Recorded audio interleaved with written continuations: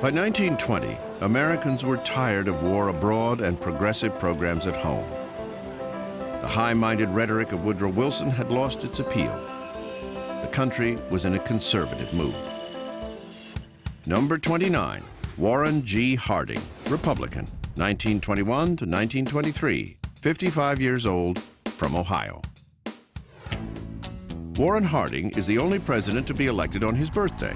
In his successful campaign, he touted a return to normalcy. We're not going to do anything big and ambitious. We're going to create a period in which things are quiet and calm. A former newspaperman, Harding was the 7th president born in the state of Ohio. No one ever accused him of being a cold fish. He was an extrovert, a gambler, a drinker, and allegedly a womanizer. He also played the sousaphone. He liked to be around people, liked to glad hand, liked to slap people in the back. That's actually a rather valuable political skill. Harding has been portrayed as someone who wasn't fit to be president, that he lacked intellect and ambition. People will say that he didn't want to be president or that he didn't have the self-confidence to do it. He did want to be president. He was a savvy man in his politics, and he did have a very strong sense for what he wanted to accomplish. Harding wasn't the type of president who thought he had all the answers.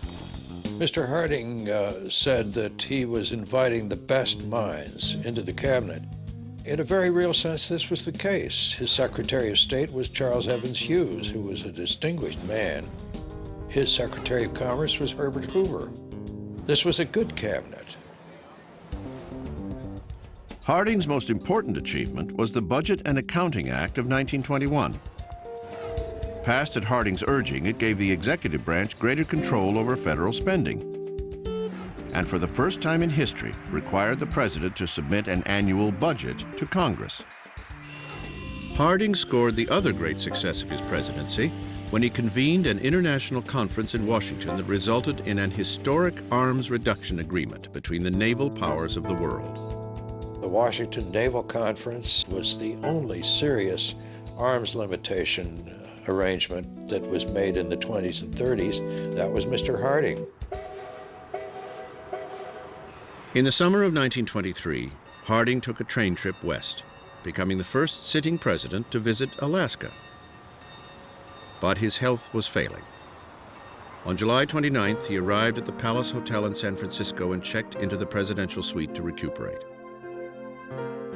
4 days later, with his wife Florence at his bedside, the president suffered a heart attack. Florence pleaded with the doctors to save him, but it was too late. Harding was dead. Those people who have any image of Harding at all remember him as a kind of joke, and certainly as a failure. It would be hard for such people to understand the enormity of the response to Harding's death. It would be a short-lived period of grief and reverence.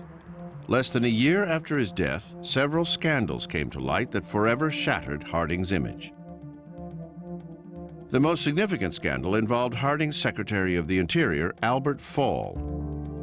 He was accused of improperly leasing Navy oil reserves at Elk Hills, California, and Teapot Dome in Wyoming to a pair of wealthy oil men in exchange for an illegal kickback. Teapot Dome, as the affair came to be known, was the most infamous presidential scandal prior to Watergate. I don't know of any evidence that Harding actually was complicit in these scandals or that he personally benefited from them, but he certainly was guilty of appointing mediocre, not very honest people to very significant positions. Harding's reputation was further tarnished by the publishing of two scandalous books. One insinuated that the president's wife, Florence, had poisoned him. Another was written by Nan Britton, a woman who claimed to have had an affair with Harding and given birth to his daughter. These sensational tales were dubious at best, but widely believed at the time. Today, Harding is remembered more for the scandals that swirled around him, both real and imagined, than anything else.